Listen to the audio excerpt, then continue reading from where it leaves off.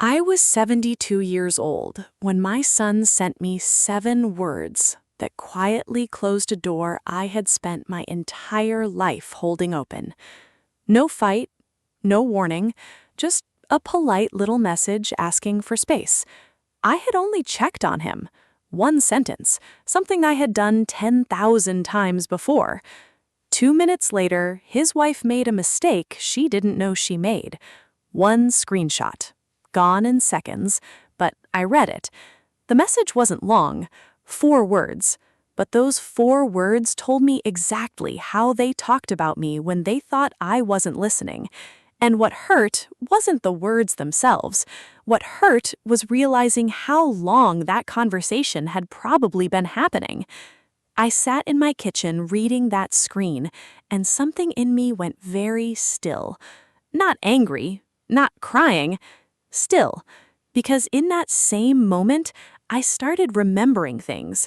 The condo they lived in, the business loan my signature had made possible, the financial safety net they had been standing on for years without once looking down to see whose hands were holding it. He wanted distance from me. What he didn't know was how much of his life was still attached to mine.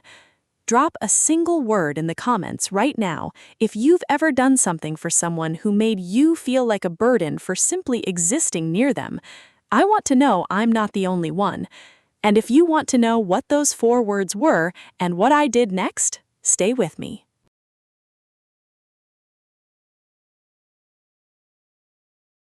Three days before my 72nd birthday, I was standing in my kitchen outside Charlotte, holding a coffee mug and staring at a family photo that hadn't moved in almost 20 years.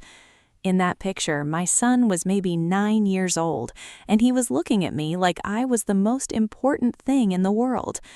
I remember thinking that morning how strange it was that the same person who used to follow me from room to room just to be near me now went 6 weeks without a single word. No fight, no reason, just silence I kept making excuses for, because that's what mothers do when the truth is too heavy to carry.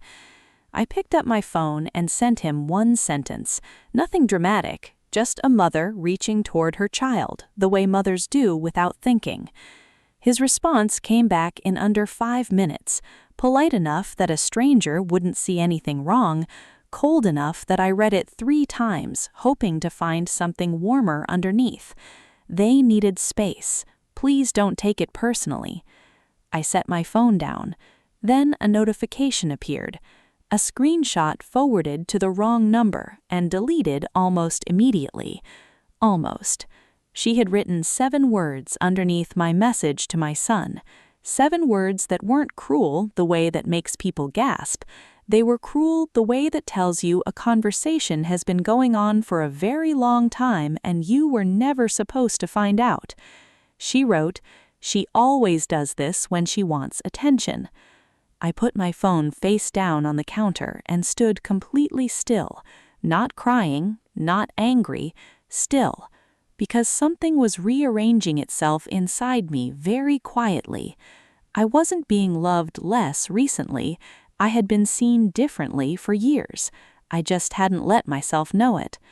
That night, I opened a folder I had been avoiding for a long time. Inside it were records of every loan, every guarantee, every financial arrangement I still carried on behalf of my son and his wife. The longer I looked, the more uncomfortable I became. The condo they lived in, the business loan my signature had made possible, the emergency line of credit connected to assets that were still mine. He had asked me for distance. What he didn't know was how much of his life was still quietly attached to mine. I sat there until midnight, and I made a decision. Not out of anger, out of something that felt much colder and much clearer than anger. Maybe I'm old-fashioned, but I don't believe a parent should have to earn a place in their own child's life after spending decades helping build it. Do you agree with me, or do you think adult children have the right to pull away without any explanation at all? Tell me honestly in the comments, because I think this question divides people more than almost anything else, and I want to hear exactly where you stand before we get to what happened next.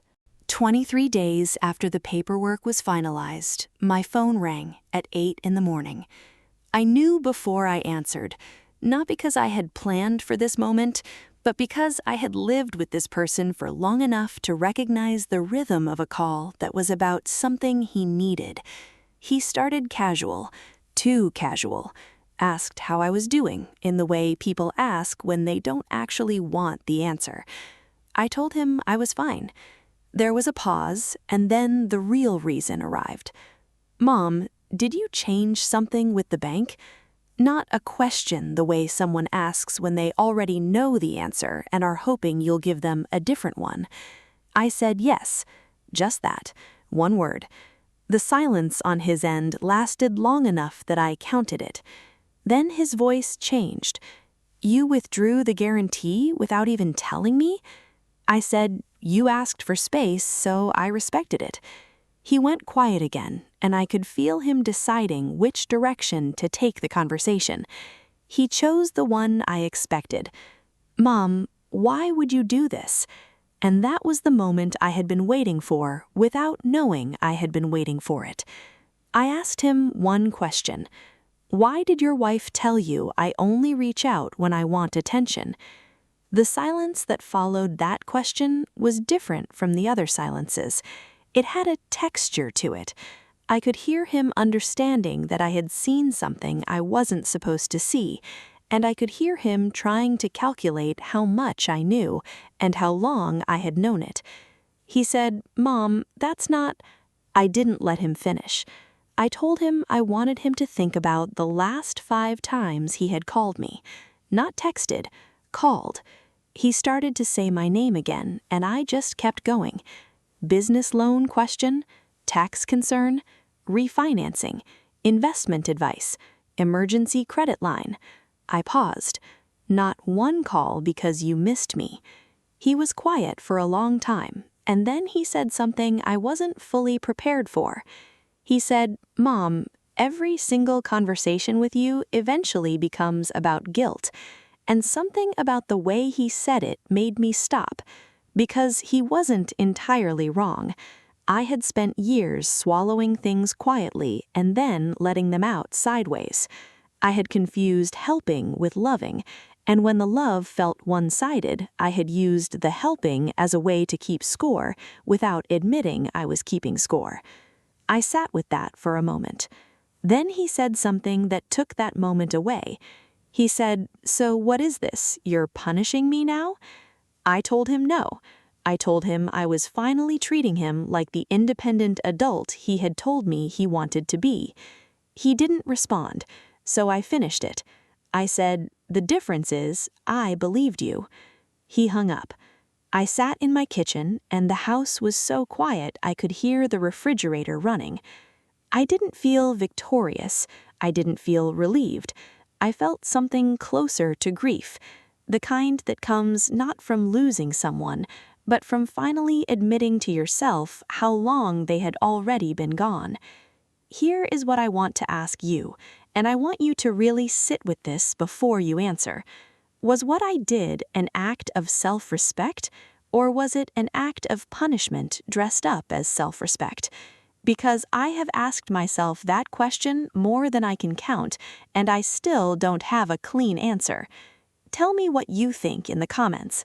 Genuinely, I read them, and I think this is the kind of question that deserves more than a one-word answer, because the people I love most in my life have disagreed with each other about it, and maybe you will too. Almost a year passed. No dramatic turning point, no moment where everything suddenly made sense, just time moving the way time moves when you stop fighting it. My son downsized his life, got a job he would have considered beneath him 2 years ago. His wife went back to work full-time. I heard these things the way you hear things about people you used to be close to, through other people, through small details that reached me sideways. My own life got quieter, peaceful, in a way I hadn't expected and hadn't known I needed. I cooked meals I actually enjoyed, slept without my phone next to my bed, stopped waiting for something to go wrong. Then, one evening in October, a message appeared on my phone. Not a call, a message. It said, "Mom, if you're willing, I'd like to talk." I read it twice, put my phone down, made a cup of tea, read it again. 3 days later, he was sitting across from me at the same kitchen table where I had first read that screenshot 14 months earlier. Same table, same chairs, same window with the same light coming through it. I noticed he looked older, not in a bad way, in the way people look when something has asked something real of them. We sat for a moment without speaking, and then he said, "I got comfortable. I took you for granted. I told myself you'd always be there, no matter what I did, and I used that as an excuse to stop trying." He wasn't looking for a reaction. He was just saying it, the way you say something you've been carrying too long. I didn't interrupt him. He said, "I'm not blaming her. This was me. I made choices, and I told myself stories about those choices that made them easier to live with." I asked him one question. I asked him if I had never removed those guarantees, would we be sitting here right now? He looked at me. I watched him decide whether to give me the comfortable answer or the true one. The room was very quiet. He said, "Probably not." Just that, 2 words. And somehow those 2 words did more for me than any apology could have, because they were honest, and honesty had been the missing thing between us for longer than either of us wanted to admit. I told him something then that I hadn't planned to say.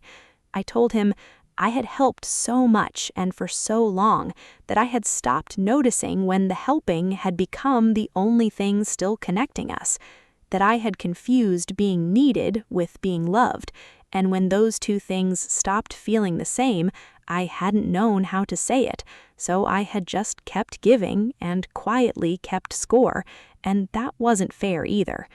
He nodded slowly. Then I told him the thing I most needed him to hear. I said, "I don't need you to need me anymore. I just need you to know me." He was quiet for a long moment. Then he asked if we could start over. I looked at him, sitting in that chair, in that kitchen that had held 40 years of my life, and I thought about everything the word over actually meant. I said, "I think we can start with coffee." He almost smiled. I almost did too. We didn't hug, we didn't cry. We just sat there in the quiet of a Thursday morning with 2 cups of coffee and the particular tenderness of 2 people who have hurt each other and are choosing, carefully, to try again. I want to leave you with one question, and I want you to answer it honestly, because I think the answer says something true about who you are. If someone who hurt you deeply came back a year later and admitted they were wrong without excuses and without conditions, would you give them another chance, or would protecting the peace you finally found matter more to you? There is no right answer, I know that now, but I think the answer lives somewhere important inside you, and I think the comments on this video are about to show just how differently people who have all been through some version of this story end up feeling about that question. Tell me where you land. I read every single one.